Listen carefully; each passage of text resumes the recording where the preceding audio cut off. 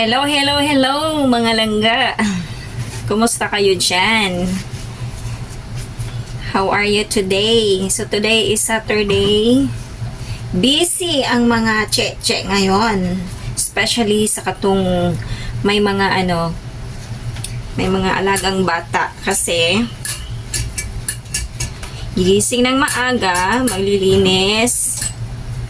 At kung may mga tutor class ang mga alaga, so yun, if hindi personally handle ang mga parents, ang mga cheche ang sasama sa mga alaga. So in my case, ang mga alaga ko today is lang, yung lalaki lang ang may tutor class. So, biruin mo guys, ang bata-bata pa ng alaga ko 10 years old, pero yung panganay. Pero may tutor class na siya na programming, cartoon editing, creating apps, parang ganun. Tapos after nan, mayroon siyang Japanese language class. Grabe, walang pahinga ang mga bata. Kaya nga sabi ng alaga ko nung kahapon, after ko sinundo sa school bus, kasi may school bus kasi siya so pinick up ko siya sa sa bus stop. So after drop off, sabi niya, Cheche, tomorrow we have a debate. Sabi ko naman, anong topic nyo? Sabi niya, our topic is about, is it right to have a summer class after our regular class? So, tinanong ko siya, so anong side mo? Ano opinion mo? Sabi niya, it's not right. Sabi niya, dumb. Sabi ng ganun, dumb. What they think of us? Are we robot? Sabi niya ganun. May punto din naman siya, no? Pero that is a positive, that is a negative side para sa akin. May positive side din naman is sabi ko, it is not bad to have summer class because that is your preparation for the next opening class, school year opening. So that is a preparation. Pero pinaglalaban talaga niya, sabi niya, no, yeah, is it right? But what are they think of us? Sabi niya, yun yung niya, punto niya, what are they think of us? We are human. We feel tired. We are not robot. You know? May pag ganon-ganon pa siya. Sabi ko, yeah, itong batang ito is brilliant talaga siya. So, biruin mo guys, almost perfect siya sa English subject niya, science and math, except sa Mandarin. Talaga siya, bagsak talaga siya sa ay, hindi naman siya yung ganong talaga, pero mahina siya. Yun yung pinaka lowest niya, grade niya sa sa school, yung dialect sa mainland. Yun ang ayaw niya, hate niya din. Pati yung maliit ko, yun din ang ayaw niya, yung nila, yung dialect nila, yung mother dialect nila. So yun, kaya kanina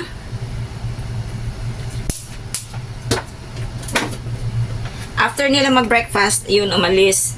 So syempre, pag umalis na yung mga amo,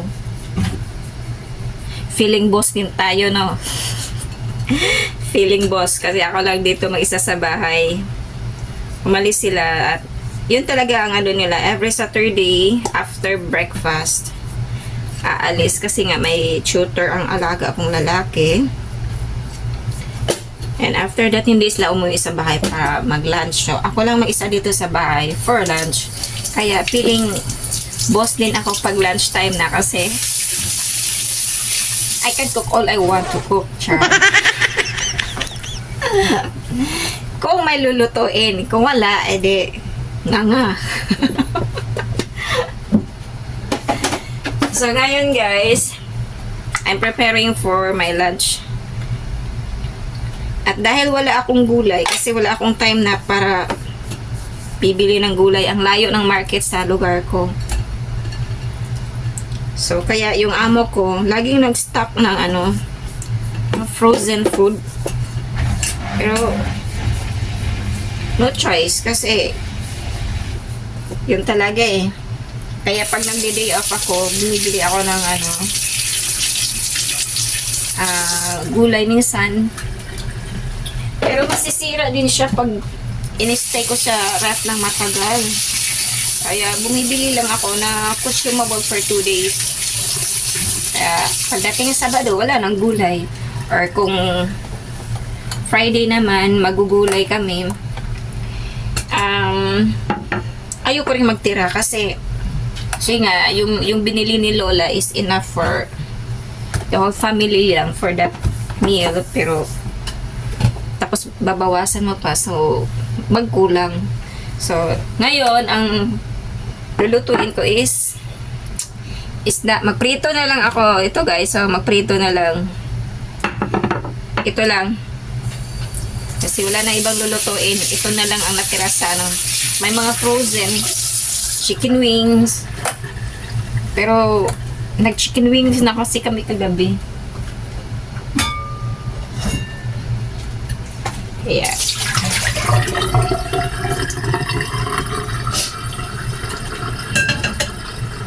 Ito lang kagandahan dito guys sa bossing ko kasi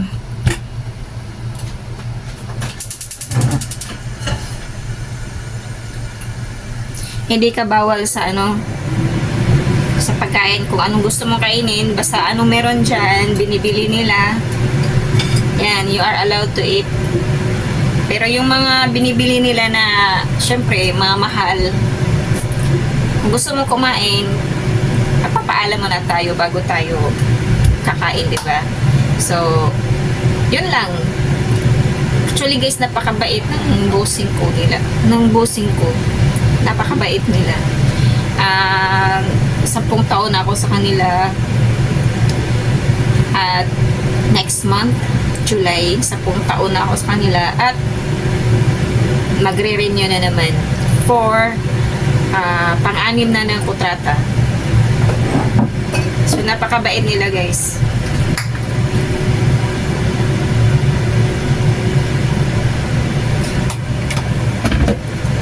So, ayan guys, habang nagpiprito tayo, talking muna tayo about life, no?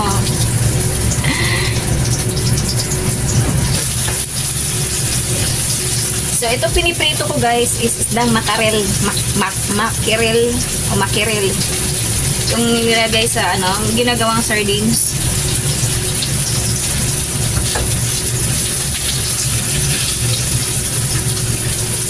Frozen siya, frozen makirel. So, ang gusto ko lang nito pag niluluto ko ito is prito lang talaga. Kasi nalalangsahan ako pag pinapaksiw, yung frozen, tapos pinapaksiw mo. Hindi na siya fresh. Yung laman niya, parang, soft na siya. Kaya masarap lang siya sa prito kasi ako pag nagpiprito, tino-toasted ko. Gusto ko yung toast. Ayoko yung yung tamang prito lang. Gusto ko talaga yung medyo sunog-sunog para crunchy.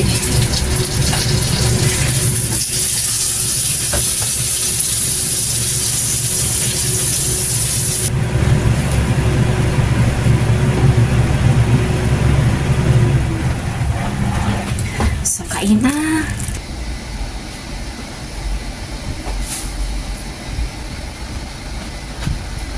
So, ito na guys.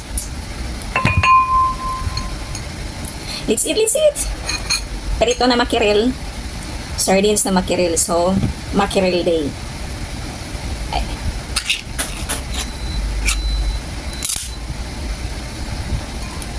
Oh.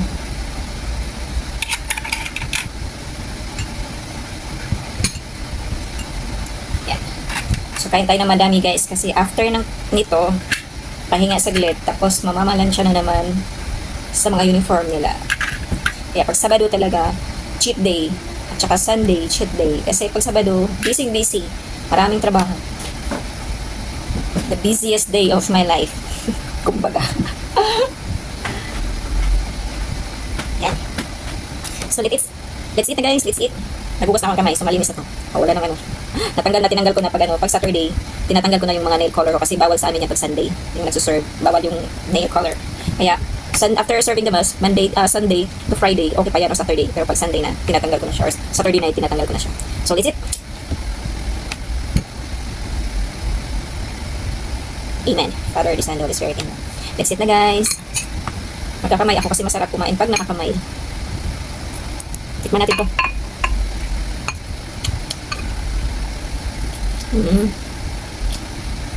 Masarap din siya. Pero mas gusto ko yung prito. Lalo na pag crispy na prito. Ay, sarap. Masarap sana ito pag may kamatis or kamatis at saka ano, nilaga na okra or talong. Kasi wala ako eh. Alangan nyo na sa oras pagbababa pa ako. Ang layo ng market dito. Pupunta naman ako sa ano. Welcome. Malayo din. So, thank you na lang.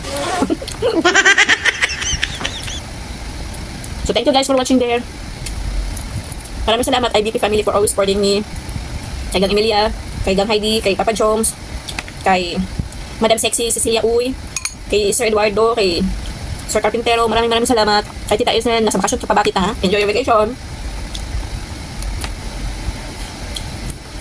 Kay Sis Lynn,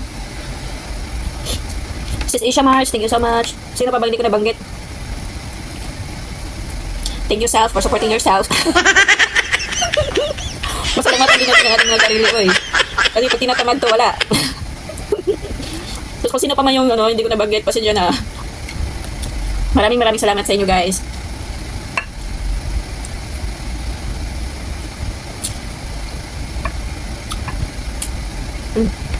Lami. Salamat IBP family.